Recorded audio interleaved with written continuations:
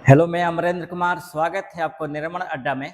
चलिए आज स्टार्ट करते हैं बीपीएससी टीआरई 4 का स्पेशल जीकेजीएस बैच, जिसमें इसके पहले मैंने सेट नंबर 2 करा चुके हैं। ये तीसरा नंबर सेट है। प्रत्येक सेट में 100 क्वेश्चन हैं और ये सभी जो क्वेश्चन हैं आपको एग्जाम के पॉइंट ऑफ व्यू से सबसे इम्पोर्टेंट है ना। एक तरह से समझिए कि पूरा बीपीएससी पीटी के लिए, यानी 25 अक्टूबर को जो बीपीएससी पीटी भी होंगे उस एग्जाम के लिए भी सबसे महत्वपूर्ण होंगे, ठीक ना।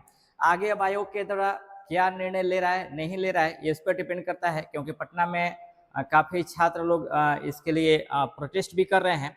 तो फिलहाल प्रोटेस्ट को भी हम समर्थन करते हैं, क्योंकि मान लीजिए जिस तरह से आयोग मनमानी कर रहा है, क्योंकि खेल के बीच में नियम बदलना ये अच्छी बात नहीं है। एक पैटर्न होनी चाहिए और उसी पैटर्न पे एग्जाम, क्योंकि जितने भी पुराने छात्र हैं उसी पैटर्न पे तैयारी कर रहे हैं। अब नया आप पैटर्न लाएंगे तो फिर थोड़ा सा दिक्कत हो जाता है। इसलिए मैं छात्रों के साथ में हूँ, क्योंकि हमारे लिए छात्र ही सर्वशक्ति हैं और सर्व महान है। तो मैं उनके साथ हूँ। फिर भी उसके साथ भी हम जीके इसको भी लेकर चलते रहेंगे, क्योंकि आयोग है, कब क्या डिसीजन ले कोई नहीं जानता। तो चलिए स्टार्ट करते हैं। इसमें पहला नंबर जो प्रश्न है कि भारतीय राष्ट्रीय कांग्रेस के निम्नलिखित अधिवेशनों और उनके अध्यक्षों का सही मिलान करें। अब देखेंगे, कह रहा है कि 1916 का लखनऊ अधिवेशन, तो 1916 के लखनऊ अधिवेशन की अध्यक्षता किया था अंबिका चरण मजूमदार ने। 1924 बेलगांव अधिवेशन, इसकी अध्यक्षता किया था महात्मा गांधी ने। 1925 का कानपुर अधिवेशन, इसकी अध्यक्षता किया था सरोजिनी नायडू ने। और 1929 का लाहौर अधिवेशन, जिसकी अध्यक्षता किया था आपको पंडित जवाहरलाल नेहरू ने। अब थोड़ा सा ध्यान देंगे, अगर सरोजिनी नायडू की हम बात करें तो ये प्रथम भारतीय महिला थी जो कांग्रेस के अध्यक्ष बनी। अंबिका चरण मजूमदार के संदर्भ में बात करें तो 1916 का लखनऊ अधिवेशन हुआ था, जो मुस्लिम लीग एवं कांग्रेस की संयुक्त बैठक हुई थी, और इसी अधिवेशन में गर्म दल एवं नरम दल का पुनर्मिलन हुआ। ये इंपॉर्टेंट है। बेलगांव अधिवेशन की बात करें तो महात्मा गांधी की पहली और अंतिम अध्यक्षता थी, उन्होंने पहली बार अध्यक्ष किया।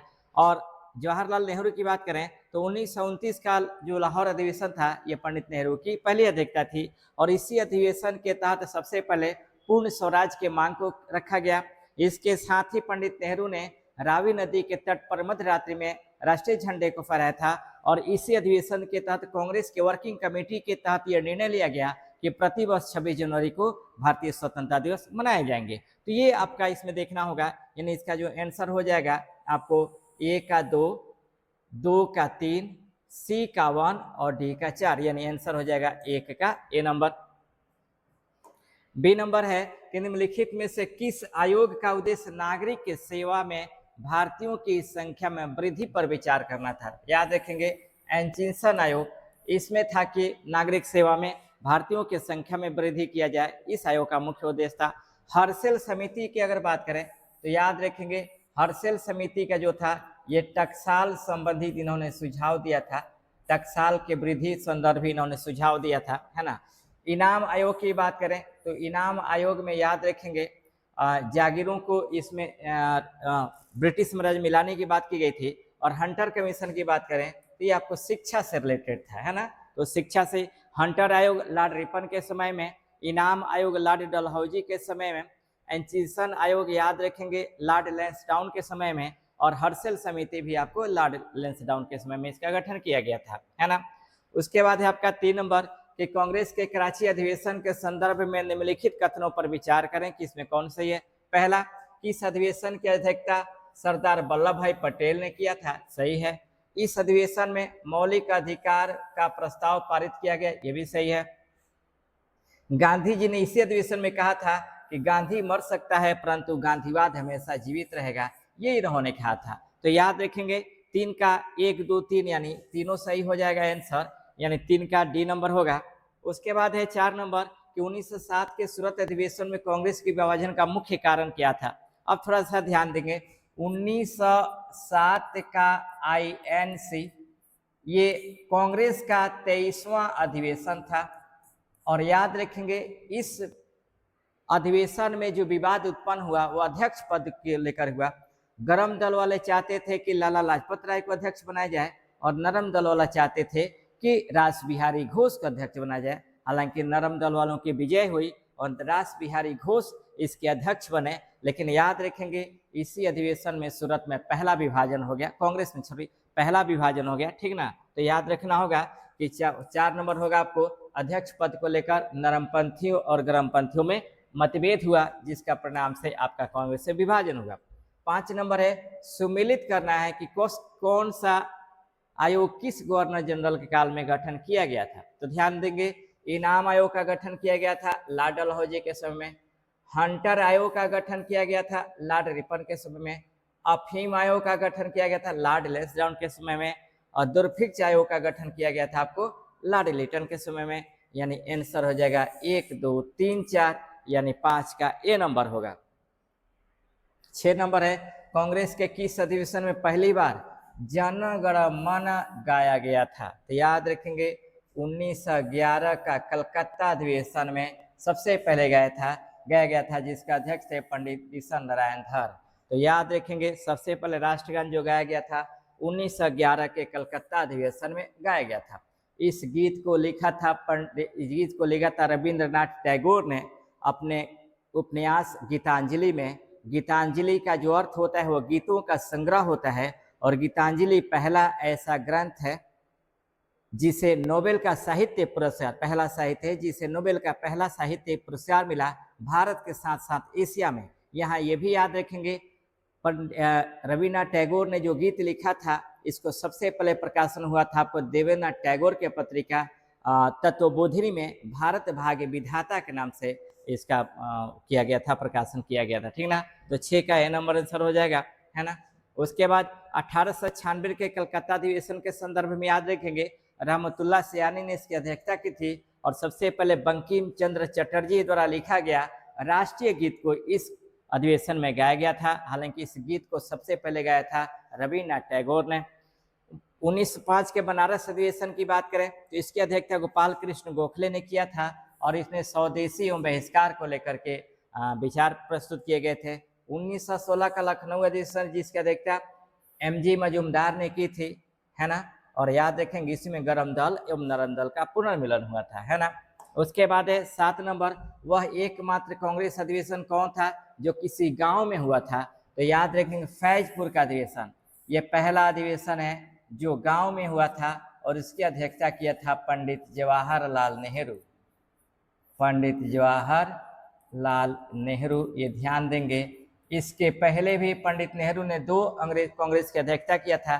पहला किया था 1929 में, और दूसरा 1936 में, और तीसरा 1937 में, है ना। ये ध्यान देंगे। उसके बाद आपको 1946 के मेरठ की बात करें तो इसमें जो कांग्रेस के अध्यक्ष बने थे वो आचार्य JB कृपलानी बने थे। आचार्य JB कृपलानी बने थे, और याद रखेंगे स्वतंत्रता के समय यही आपको राष्ट्रीय कांग्रेस के अध्यक्ष थे, है ना। 1938 का हरपुरा की बात करें तो इसके अध्यक्ष बने थे सुभाष चंद्र बोस। सुभाष चंद्र बोस इसके अध्यक्ष बने थे, और याद रखेंगे इसी अधिवेशन में 1938 में, इसी अधिवेशन में 1938 में आपका NPC का गठन इन्होंने किया था पंडित नेहरू की अध्यक्षता में। NPC यानी राष्ट्रीय नियोजन समिति का गठन पंडित नेहरू की अध्यक्षता में किया था, और 1924 का बेलगांव जो अधिवेशन की अध्यक्षता किया था वह महात्मा गांधी ने किया था, है ना। उसके बाद 8 नंबर है निम्नलिखित में से कौन सही सुमेलित नहीं है। अब ध्यान देंगे सबसे युवा अध्यक्ष, कांग्रेस की बात कर रहा है तो कांग्रेस के सबसे युवा अध्यक्ष थे अबुल कलाम आजाद, ये ध्यान देंगे सबसे युवा, और ये सबसे लंबा शासनकाल तक भी अध्यक्ष रहे।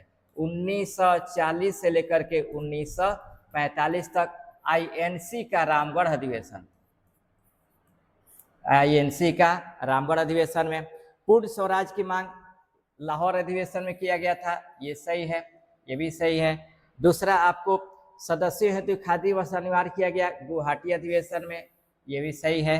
और प्रथम महिला अध्यक्ष आपको सरोजिनी नायडू बनाया गया था, ये गलत है।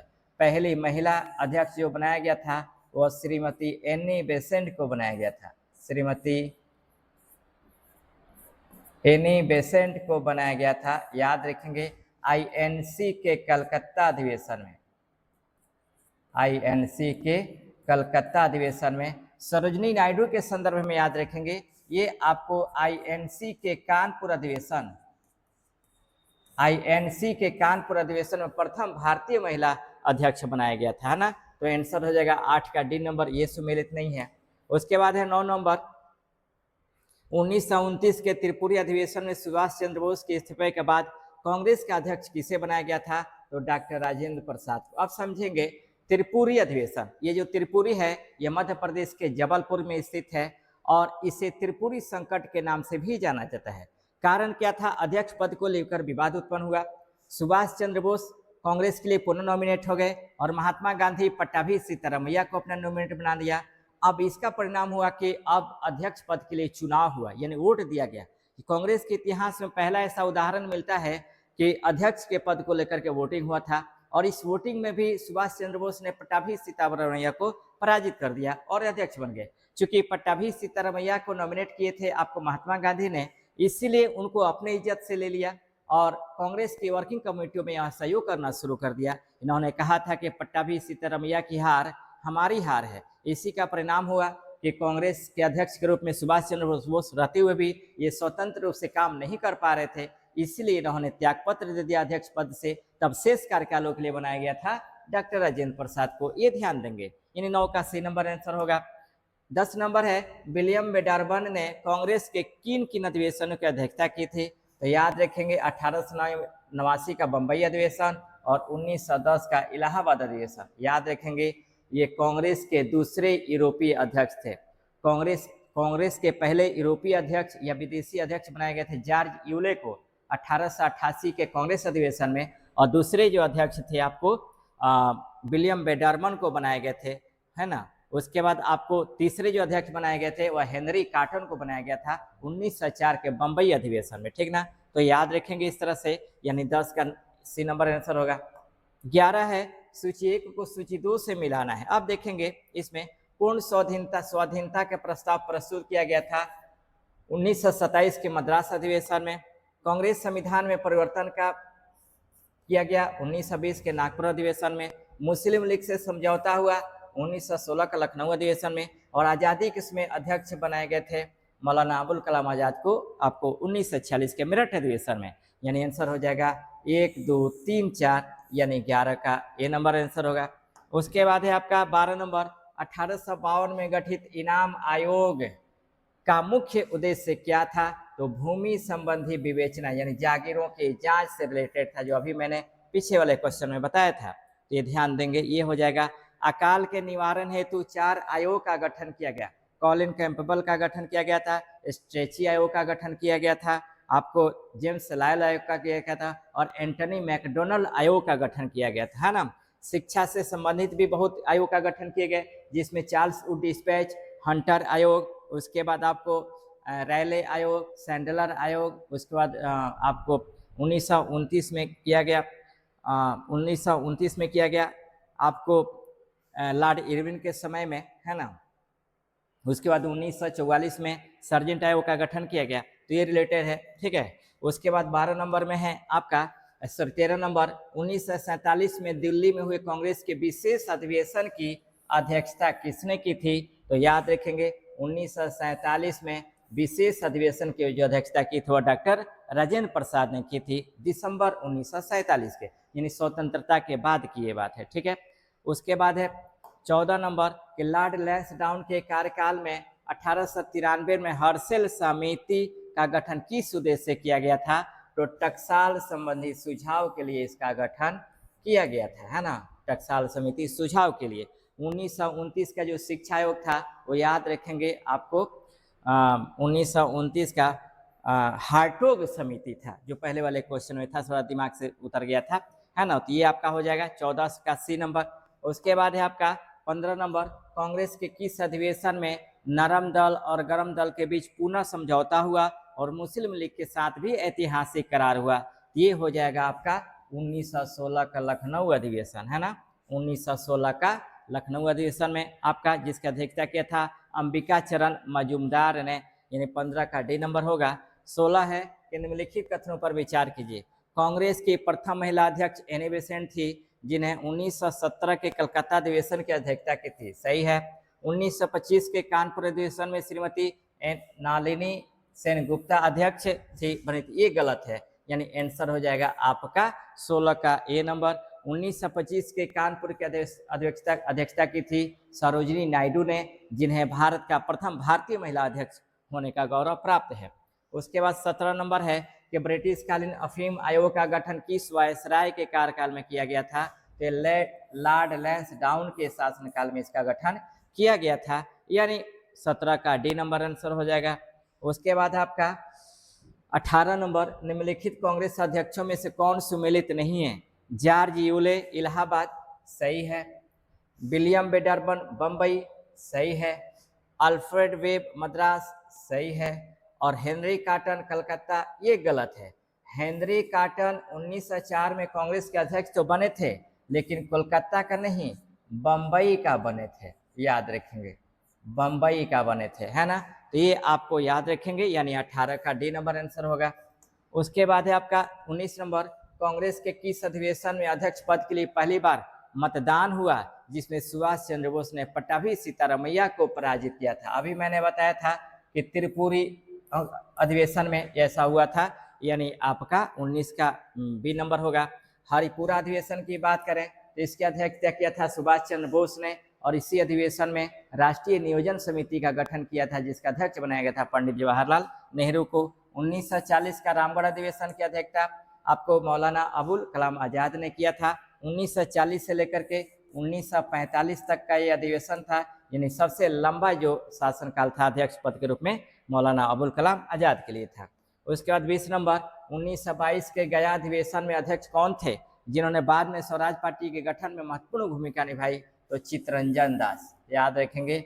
आगे चल करके इलाहाबाद में मोतीलाल नेहरू के साथ मिल करके स्वराज पार्टी का गठन किया था, यानी 20 का बी नंबर होगा। 21 से पुनर्जागरण युग साहित्य और उनके लेखकों के संदर्भ में निम्नलिखित युगों में से कौन सा सही सुमेलित नहीं है? अब ध्यान देंगे, the last supper, Leonardo da Vinci ने इसको लिखा था, सही है। द लास्ट जजमेंट, इसको लिखा था माइकल एंजेलो ने। रोमियो एंड जूलियट, इसको लिखा था शेक्सपियर ने। द प्रोज ऑफ फॉली, ये आपका थॉमस मोर, गलत है, यानी आंसर हो जाएगा 21 का डी नंबर।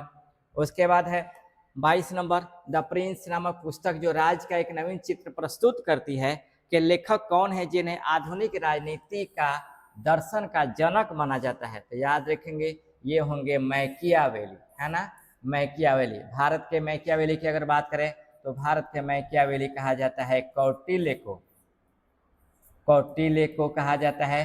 कौटिल्य के दो अन्य नाम मिलता है, एक नाम मिलता है चाणक्य और दूसरा नाम मिलता है आपको विष्णुगुप्त, है ना, ये दो नाम मिलता है। यहाँ ये भी याद रखेंगे, ये आपको चंद्रगुप्त मौर्य के राजनीतिक गुरु थे, चंद्रगुप्त मौर्य के आपको राजनीतिक गुरु थे, और इन्हीं के द्वारा लिखा गया था पुस्तक अर्थशास्त्र।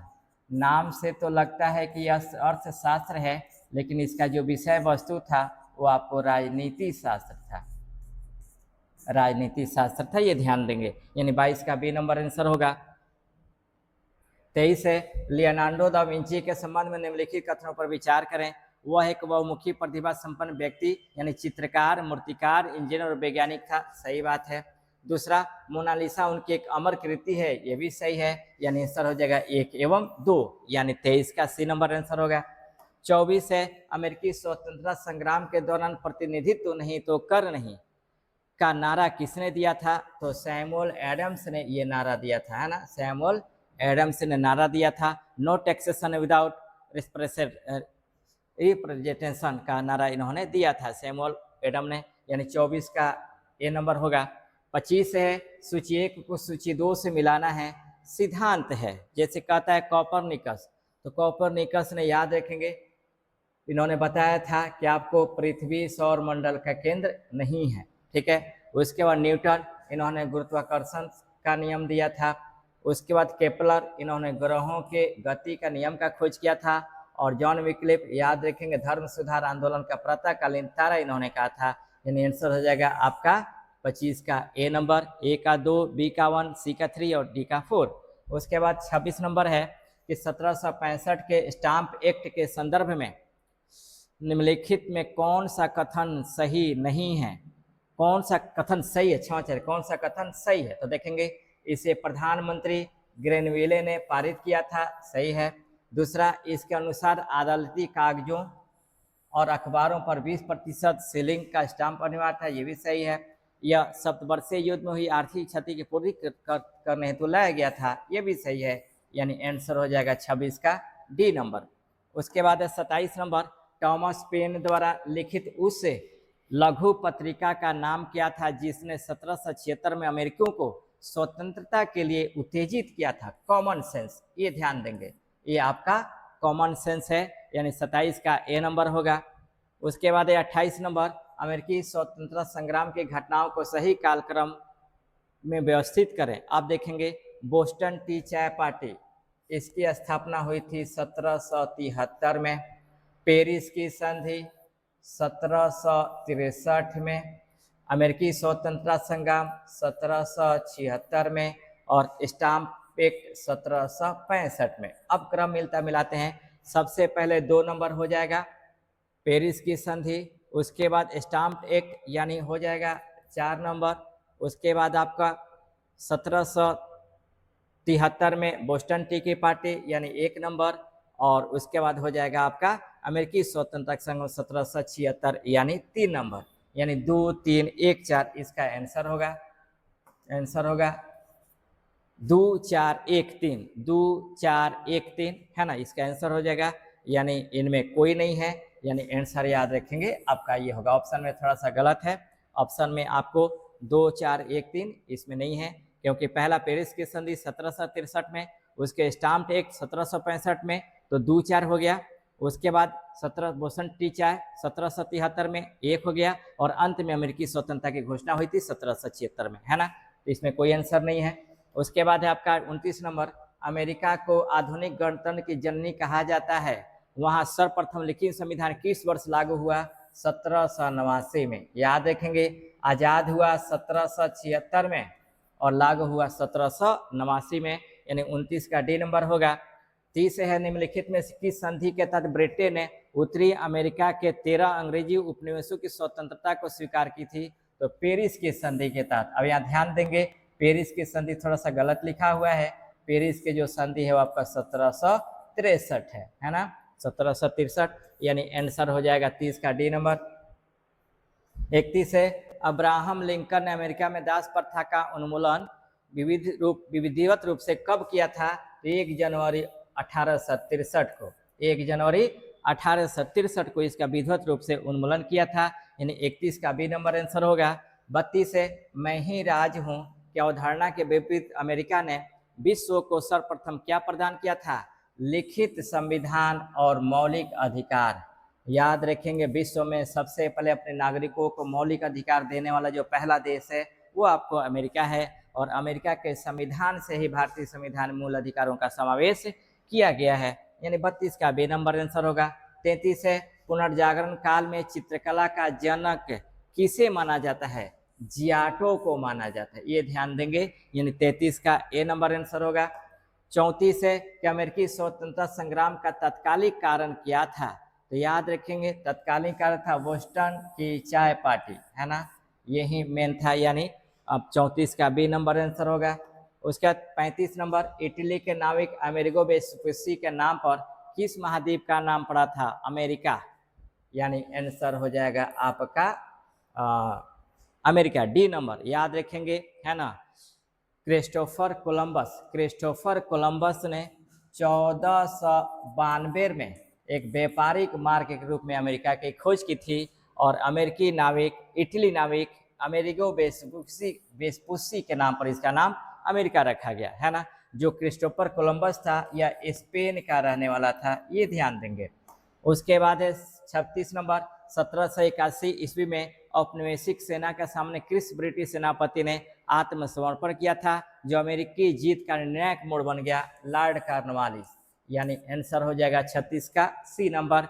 उसके बाद है आपका 37 नंबर, धर्म सुधार आंदोलन के संदर्भ में मार्टिन लूथर की का संबंध कहाँ से? अब ध्यान देंगे थोड़ा सा, मार्टिन लूथर जर्मनी के एक समाज एवं धार्मिक सुधारक थे, है ना, जर्मनी के एक सामाजिक एवं धार्मिक सुधारक थे। तो इस प्रश्न के अनुसार, क्योंकि धर्म सुधार आंदोलन के संदर्भ में मार्टिन लूथर का समझ जो पूछता है अमेरिका से, लेकिन यहाँ देखेंगे Martin Luther king junior, Martin Luther king junior की बात करें तो याद रखेंगे ये हो जाएंगे अमेरिका से, है ना, ये हो जाएंगे आपको अमेरिका से। तो दोनों में अंतर है, थोड़ा सा ध्यान देंगे आप लोग, नहीं तो क्वेश्चन गलत हो जाएगा। उसके बाद 38 नंबर, समुद्री मार्ग से संपूर्ण विश्व का चक्कर लगाने वाला प्रथम व्यक्ति कौन था? तो याद रखेंगे मैगलन, है ना, मैगलन ने आपको समुद्री मार्ग से संपूर्ण विश्व का चक्कर लगाया था 1521 में, है ना, 1521 में इसका पूरा चक्कर लगाया था। लेकिन यहाँ पर एक पॉइंट वो याद रखेंगे, संपूर्ण चक्कर लगाने में यह असमर्थ रहा, इसीलिए इसके जगह ये भी बात याद रखेंगे आप कि इसका पूरा किया था, यानी इसके जो साथी थे वो इसको पूरे किए थे 1582 में, जिनका नाम ये था जुआन सेबास्टियन एल्कानो, नाम था आपका जुआन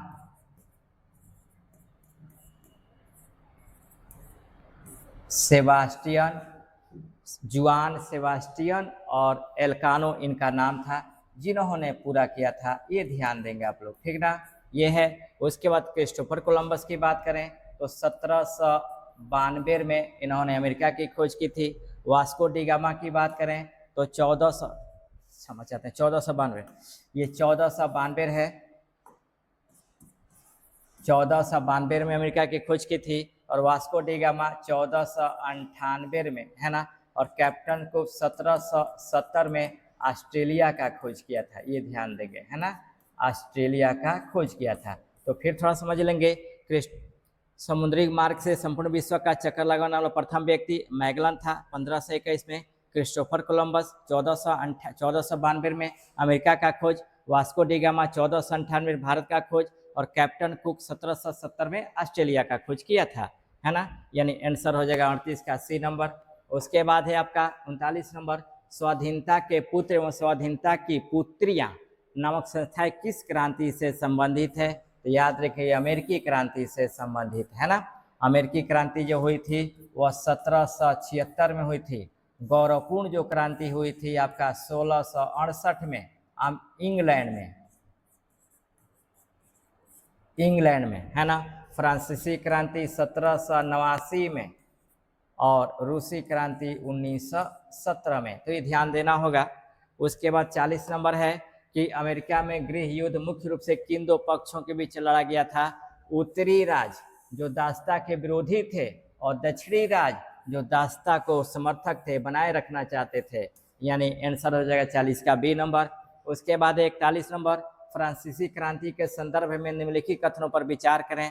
टैले एक प्रकार का धार्मिक कर था जिसे चर्च को देना पड़ता था, ये सही है ना, क्या कह रहा है, सही कथन पूछ रहा है, नहीं तो ये आपका गलत है। दूसरा, टीथे एक प्रकार का भूमि कर था, ये भी गलत है। तीसरा है कि फ्रांस की मुद्रा लेवे थी जिसे 1794 में समाप्त कर दिया गया, ये सही है, यानी आंसर हो जाएगा केवल 3, यानी 41 का सी नंबर आंसर होगा। उसके बाद है आपका 42 नंबर, दार्शनिकों और उनकी कृतियों विचारों के संदर्भ में निम्नलिखित युग्मों पर विचार करें कि इनमें से कौन सा सही है। आप ध्यान देंगे, वाल्टेयर इन्होंने कहा था कि 100 चूहों की अपेक्षा एक सिंह का शासन उत्तम है। दूसरा, रूसो इन्होंने सोशल कॉन्ट्रैक्ट नामक ग्रंथ की रचना की थी, और मॉन्टेस्क्यू इन्होंने शक्ति पृथक्करण का सिद्धांत दिया था। इन्हें 1, 2, 3 सही होगा, यानी 42 का डी नंबर आंसर हो जाएगा। उसके बाद है 43 नंबर, नेपोलियन बोनापार्ट के संदर्भ में निम्नलिखित कथनों की जांच करें। 1804 में नेपोलियन फ्रांस का सम्राट बना, सही है। दूसरा, उसने इंग्लैंड के व्यापार का बहिष्कार करने के लिए महाद्वीपीय व्यवस्था की शुरुआत की, ये भी सही है। उनकी मृत्यु वाटरलू के युद्ध के मैदान में हो गई थी, ये गलत है, यानी आंसर हो जाएगा आपका 1 एवं 2, यानी 43 का ए नंबर आंसर होगा। उसके बाद है 44 नंबर, इटली के एकीकरण के संदर्भ में निम्नलिखित कथनों पर विचार करें कि इनमें कौन सा सही है। अब देखेंगे इटली के एकीकरण का जो जनक माना जाता है वह जोसेफ मैजनी को माना जाता है, सही बात है। इटली के एकीकरण में सबसे बड़ा बाधा इंग्लैंड थी, ये गलत है। उसके बाद है गैरिबाल्डी ने लाल कुर्ती नाम से एक सेना का गठन किया था, ये सही है, यानी 1 और 3 सही हो जाएगा, यानी आपका 44 का बी नंबर होगा। 45 है कथन है कि मांटेस्क्यू ने अपने पुस्तक द स्पिरिट ऑफ लॉज में सरकार के तीनों अंगों कार्यपालिका, विधायिका, न्यायपालिका को अलग रखने का सुझाव दिया था, सही है। दूसरा, फ्रांस में राजा की निरंकुशता एवं स्वेच्छाचारिता पर अंकुश लगाने के लिए पालार्मा नामक संस्था थी, लेकिन न्यायाधीशों के पद कुलीन वर्ग के लिए सुरक्षित थे, ये भी सही है। अब ध्यान देखेंगे ये दोनों कथन सही है, लेकिन आर ए की व्याख्या नहीं करता है, यानी 45 का बी नंबर आंसर हो जाएगा। 46 है प्रजातंत्र जनता का, जनता के द्वारा और जनता के लिए शासन है, ये कथन लोकतंत्र की कालजयी परिभाषा किस अमेरिकी राष्ट्रपति ने दिया था? तो अब्राहम लिंकन ने इसको दिया था, यानी 46 का ए नंबर आंसर होगा। 47 है कि 1789 की फ्रांसीसी क्रांति में फ्रांस का शासक कौन था जिसे बाद में देशद्रोह के अपराध में फांसी दिया गया था? तो लुई 16वां, इसी को फांसी दिया गया था, यानी 47 का सी नंबर आंसर होगा। 48 है फ्रांस की क्रांति में मध्यम वर्ग द्वारा दिया गया सबसे महत्वपूर्ण नारा जिसने विशेषाधिकारों को चुनौती दी वह क्या था? समानता, यानी आपको 48 का ए नंबर आंसर होगा। 49 है अमेरिकी स्वतंत्रता संग्राम के दौरान अमेरिकी फिलोसॉफिकल सोसाइटी की स्थापना किसके द्वारा किया गया था? तो बेंजामिन फ्रैंकलिन के द्वारा किया गया था, अमेरिकी राष्ट्रपति यानी फ्रैंकलिन, बेंजामिन फ्रैंकलिन के द्वारा किया गया था, यानी 49 का सी नंबर होगा। 50 है नेपोलियन ने कानूनों का एक संग्रह तैयार करवाया था जो आज भी कई देशों के कानूनों का आधार है, इसे किस नाम से जाना जाता है? तो याद रखेंगे इसे नेपोलियन कोड के नाम से जाना जाता है, यानी 50 का भी नंबर आंसर होगा। 51 है निम्नलिखित में से किसे सांस्कृतिक राष्ट्रीयता का जनक माना जाता है? तो याद रखेंगे सांस्कृतिक राष्ट्रीयता का जो जनक माना जाता है वह हर्डर को माना जाता है, यानी 51 का ए नंबर आंसर होगा। 52 है मैं ही राज हूं और मेरे शब्द ही कानून है, यह निरंकुश कथन किस फ्रांसीसी शासक का था? तो लुई 14वां का था, ये है ना निरंकुश शासक, यानी 52 का बी नंबर आंसर होगा। 53 है कि इटली के एकीकरण के दौरान इटली के एकीकरण की तलवार की उपाधि किसे दी गई थी? तो याद रखेंगे गैरिबाल्डी को ये उपाधि दी गई थी, यानी 53 का डी नंबर आंसर होगा। 54 है 18वीं सदी में फ्रांसीसी समाज के 3 स्टेट्स में बांटा था, तृतीय स्टेट के विषय में क्या सही है? तो याद रखेंगे इसमें केवल किसान शामिल थे, गलत। इसमें पादरी और अभिजात वर्ग शामिल थे, ये भी गलत। इसमें देश की 90% जनता व्यापारी, वकील, किसान, मजदूर शामिल थे, ये आंसर होगा, यानी आपका 54 का सी नंबर आंसर हो जाएगा। 55 है कि इस युद्ध में नेपोलियन को अंग्रेजी जहाजी बेड़े के नायक नेल्सन के हाथों बुरी तरह पराजित होना पड़ा था? तो याद रखेंगे ये आंसर हो जाएगा आपका ट्राफलगर का युद्ध, है ना, ये ट्राफलगर का युद्ध हुआ था जिसमें वो पराजित हुआ था, यानी 55 का सी नंबर आंसर होगा। 56 है इटली के समस्या को किसने अपनी कूटनीति बल पर एक अंतर्राष्ट्रीय समस्या बना दिया था? तो ये याद रखेंगे काउंट काबूर ने इसे बनाया था, यानी 56 का ए नंबर आंसर होगा। 57 है कि नेपोलियन को आमतौर रूप से किस द्वीप पर निर्वासित किया गया जहां 1821 में उसकी मृत्यु हो गई थी? सेंट हेलेना द्वीप, ध्यान देंगे यहीं पर इसकी मृत्यु हो जाती है, यानी 57 का सी नंबर आंसर होगा। 58 है कि 100 चूहों की अपेक्षा एक सिंह का शासन उत्तम है, ये पहले भी क्वेश्चन था, है ना। यह कथन किस विचारक का है जो चर्च का विरोधी था? वाल्टियर, यानी 58 का डी नंबर आंसर होगा। उसके बाद है 59 नंबर, इंग्लैंड को सर्वप्रथम बनियों का देश किसने कहा था? नेपोलियन ने कहा था, है ना, यानी 59 का बी नंबर आंसर होगा। 60 है वियना कांग्रेस का मुख्य उद्देश्य क्या था जिसके तहत यूरोप के राष्ट्रों ने समझौता किया था? तो याद रखेंगे फ्रांस के प्रभुत्व को समाप्त करना और पुरानी व्यवस्था को बहाल करना, ये आपको वियना कांग्रेस का मुख्य आधार था, यानी आंसर होगा 60 का सी नंबर। 61 है कि निम्नलिखित में से किस गवर्नर जनरल के कार्यकाल में नेटिव मैरिज एक्ट पारित किया गया? तो याद रखेंगे लॉर्ड नॉर्थब्रुक के समय में ये पारित किया गया। और नेटिव मैरिज एक्ट जो पारित किया गया था वो 1872 में किया गया था। यानी आंसर होगा 61 का डी नंबर। 62 है कि राजवंश और उनकी राजधानियों के निम्नलिखित में से कौन सा एक सही सुमेलित नहीं है? होयसल वंश का राजधानी द्वार समुद्र है, सही है। काकतीय वंश की राजधानी आपको वारंगल, ये भी सही है। यादव वंश की राजधानी देवगिरी, ये भी सही है। कदम वंश की जो राजधानी है वह बनवासी है, यानी ये गलत है। और मान्यखेत याद रखेंगे राष्ट्रकूटों की राजधानी है, राष्ट्रकूट वंश की ये राजधानी है ना। तो आंसर हो जाएगा 62 का डी नंबर। 63 है कि पुनर्जागरण के संदर्भ में निम्नलिखित कथनों पर विचार कीजिए। इटली के महान कवि दांते को पुनर्जागरण का अग्रदूत माना जाता है, सही है। दांते ने अपने प्रसिद्ध कृति डिवाइन कॉमेडी का लेखन प्राचीन लैटिन भाषा में किया था, ये गलत है। यानी आंसर हो जाएगा केवल 1, यानी 63 का ए नंबर आंसर होगा। 64 है सूची 1 को सूची 2 से मिलाना है। शिशुवध पर प्रतिबंध, ये लॉर्ड ब्लेजली के समय में प्रतिबंध लगाया गया। सती प्रथा पर प्रतिबंध, ये लॉर्ड विलियम बेंटी के समय प्रतिबंध लगाया गया। दास प्रथा पर प्रतिबंध, ये लॉर्ड एलन बरो के समय प्रतिबंध लगाया था। और हिंदू पुनर्विवाह अधिनियम लॉर्ड कैनिंग के समय में। 2, 1, 3, 4 आंसर हो जाएगा, यानी आपका 64 का ए नंबर होगा। उसके बाद है 65 नंबर कि कश्मीर के राजवंशों का सही कालक्रम निम्नलिखित में से कौन सा है? तो याद रखेंगे सबसे पहले कारकोट वंश आया, उसके बाद उत्पल वंश आया, उसके बाद लोहार वंश आया, यानी 65 का बी नंबर आंसर होगा। उसके बाद है 66 नंबर शारदा एक्ट के संबंध में निम्नलिखित कथनों पर विचार कीजिए। यह अधिनियम लॉर्ड इरविन के कार्यकाल में पारित किया गया था, सही है। इसके तहत विवाह के लिए लड़कियों की आयु न्यूनतम 12 वर्ष नहीं, न्यूनतम 14 वर्ष रखा गया था। और लड़कों का आयु रखा गया था न्यूनतम आपको 18 वर्ष, है ना, 18 वर्ष।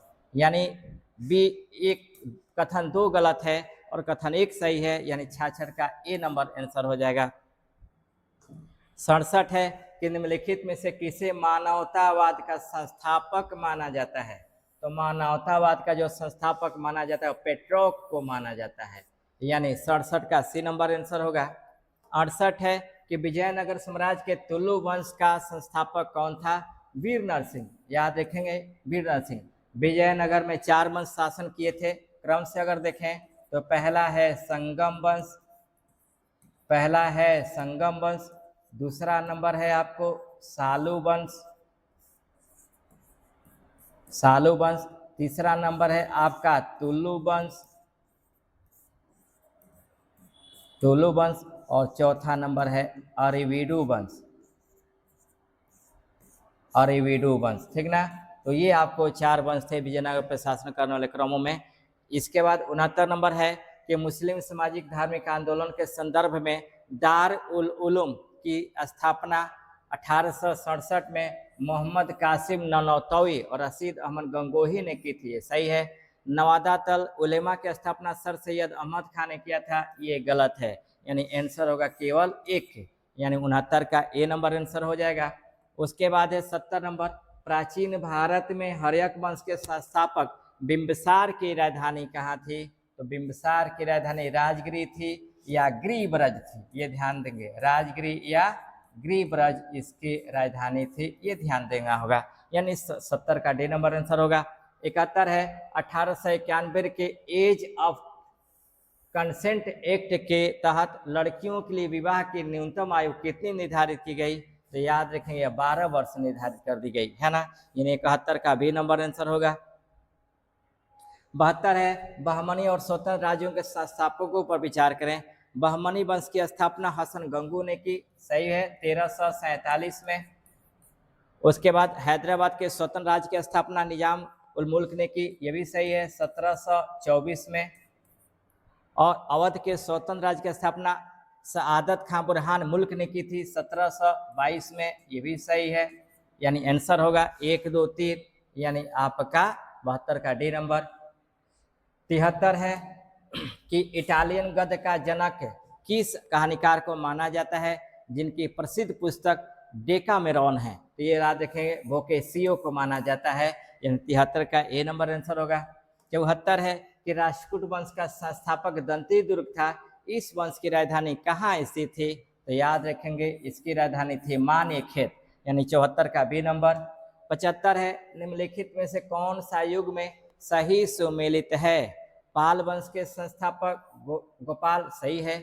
सेन वंश का संस्थापक विजय सेन गलत है। सेन वंश के संस्थापक थे सामंत सेन, सामंत सेन थे। और गुर्जर प्रतिहार के संस्थापक आपको नागप्रथम कह रहा है कि सही कूट को चुने, तो सही में 1 एवं 3 हो जाएगा, यानी आपका 75 का सी नंबर हो जाएगा। उसका 76 नंबर है जौनपुर में सरखी वंश की स्थापना किसने की थी? तो मलिक सरवर ने की थी। ध्यान देंगे, मलिक सरवर ने। अब ये पूछे कि जौनपुर की स्थापना किसने किया था? तो याद रखेंगे जौनपुर की स्थापना एफएसटी ने किया था। फिरोज शाह तुगलक ने अपने भाई जौना खां के याद में किया था, है ना, जौना खां के याद में किया था। यही जौना खां आगे चल करके एमबीटी के नाम से, यानी मोहम्मद बिन तुगलक के नाम से जाना जाता है। एक पॉइंट और याद रखना होगा कि इस जौनपुर को दिल्ली सल्तनत में मिलाया था बहलोल लोदी ने, बहलोल लोदी ने मिलाया था। और याद रखेंगे जौनपुर को पूर्व का सिराज कहा जाता है ना, जौनपुर को पूर्व का सिराज कहा जाता है, ये ध्यान देंगे। और क्वेश्चन पूछे कि अटाला मस्जिद, तो जो अटाला मस्जिद है वो आपको जौनपुर में स्थित है ना, जौनपुर में स्थित है। तो 76 का ये नंबर होगा। 77 है 1843 के एक्ट 5 के द्वारा किस प्रथा को पूर्णतः समाप्त कर दिया गया था? तो ये समाप्त किया गया था आपको दास प्रथा को। ध्यान देंगे, समाप्त किया गया दास प्रथा को, यानी 77 का सी नंबर। उसके बाद 78 नंबर के निम्नलिखित में से किस वंश की राजधानी कांचीपुर की थी? तो याद रखेंगे आपको जो राजधानी थी ये पल्लव वंश की राजधानी जो थी वो आपको कांचीपुर थी, यानी 78 का बी नंबर आंसर होगा। 79 है अहमदिया आंदोलन की शुरुआत 1889-90 में फरीदकोट में किसके द्वारा किया गया था? तो मिर्जा गुलाम अहमद के द्वारा इसको किया गया था, यानी 79 का ए नंबर आंसर हो जाएगा। उसके बाद है 80 नंबर संगम वंश, सालू वंश, तुलु वंश और अरेडू वंश का संबंध किस साम्राज्य से है? तो ये आपको विजयनगर साम्राज्य से है ना, ये आपको विजयनगर साम्राज्य से है। ठीक है। उसके बाद 81 नंबर लॉर्ड कर्जन के कार्यकाल में गठित निम्नलिखित आयोगों पर विचार करें और सही कालक्रम के अनुसार सजाएं। अब देखेंगे दुर्भिक्ष आयोग, दुर्भिक्ष आयोग का गठन किया गया था 1900 में। उसके बाद आपको उधर ऊपर से देखें सिंचाई आयोग का गठन किया गया था आपको 1901 में। पुलिस आयोग का गठन किया गया था 1902 में। और विश्वविद्यालय सुधार आयोग का गठन किया गया था 1904 में। यानी आपको देखेंगे इसमें तो सबसे पहले 4, 1, 2 और 3, यानी आंसर हो जाएगा आपका 81 का सी नंबर। उसके बाद है 82 नंबर कि सही उत्तर को मिलाना है हिटले आयोग। ध्यान देंगे हिटले आयोग संबंधित है वो आपको श्रमिकों की स्थिति से संबंधित है। उसका सप्रू समिति ये बेरोजगारी की समस्या से संबंधित है। लिंडसे आयोग ये आपको मिशनरी शिक्षा से संबंधित है। और सर्जेंट आयोग आपका शिक्षा का विकास से संबंधित है। यानी 2, 3, 4 एक आंसर होगा, यानी 82 का ए नंबर आंसर हो जाएगा। उसके बाद है 83 नंबर निम्नलिखित में से किस युद्ध ने भारत में फ्रांसीसी साम्राज्य की स्थापना की उम्मीदों को समाप्त कर दिया था? तो याद रखेंगे बांडीवास का युद्ध।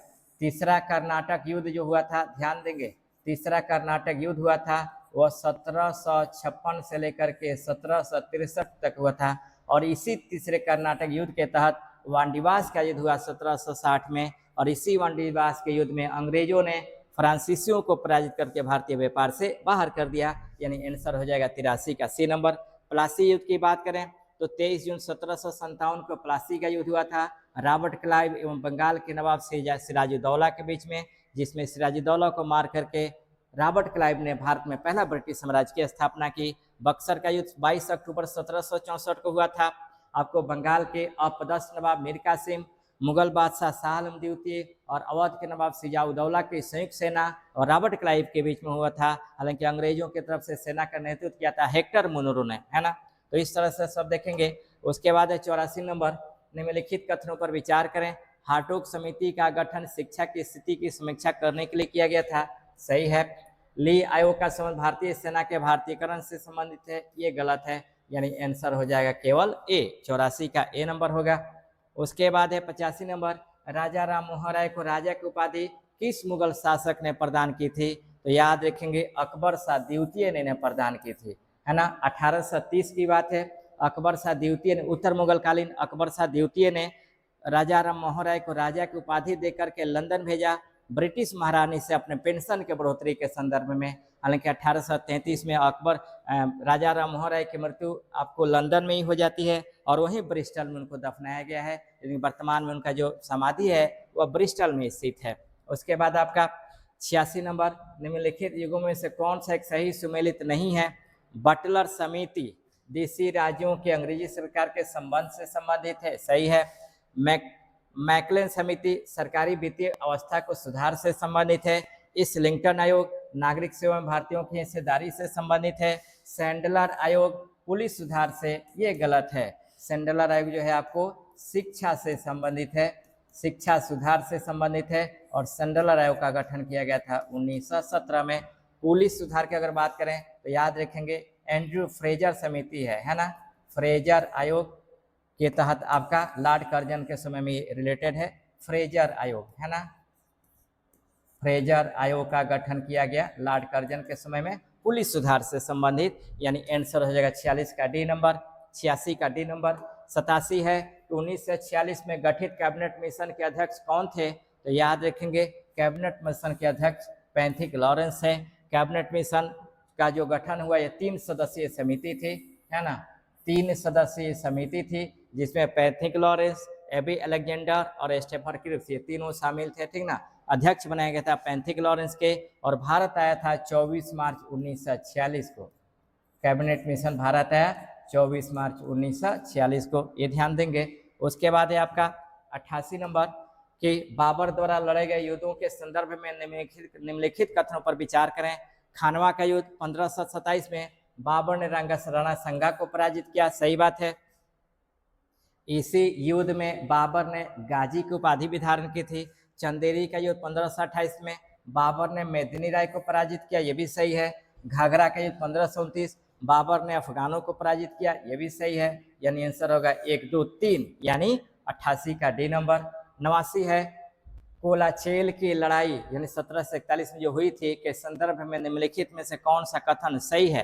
तो याद रखेंगे इसमें त्रावणकोर के राजा मार्तंड वर्मा ने डच ईस्ट इंडिया कंपनी को हराया था, यानी 89 का बी नंबर आंसर होगा।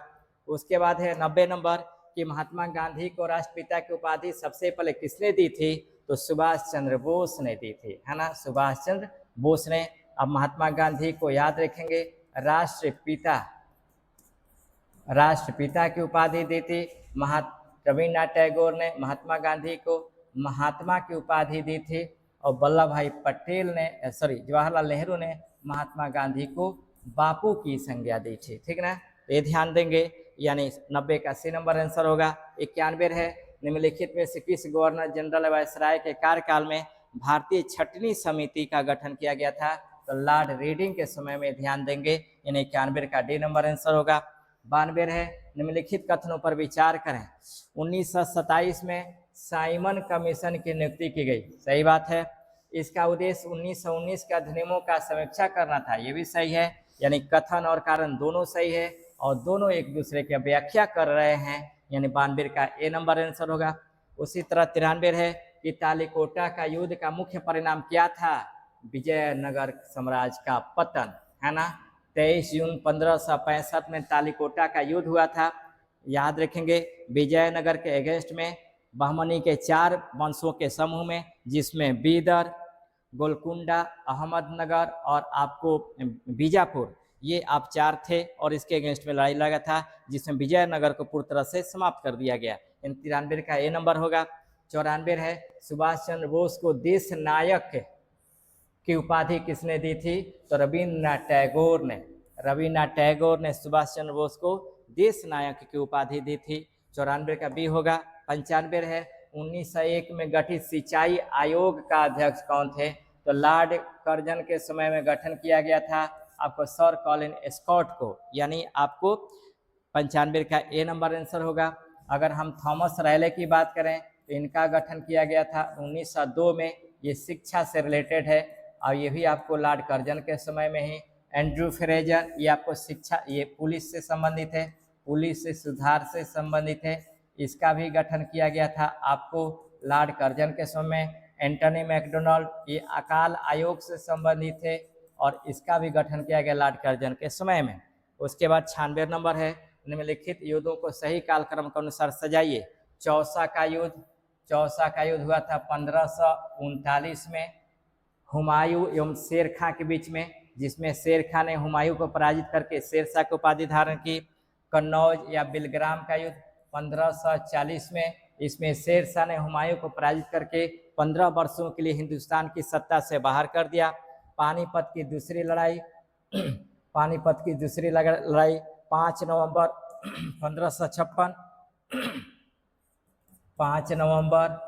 1556 में हुआ था आपको हेमू एवं बैरम खां के बीच में। और हल्दी घाटी का युद्ध आपको 18 जून 1576 में अकबर एवं महाराणा प्रताप के बीच में। यानी क्रम की बात करें तो 1 2 3 4 हो जाएगा, यानी आंसर हो जाएगा 96 का ए नंबर।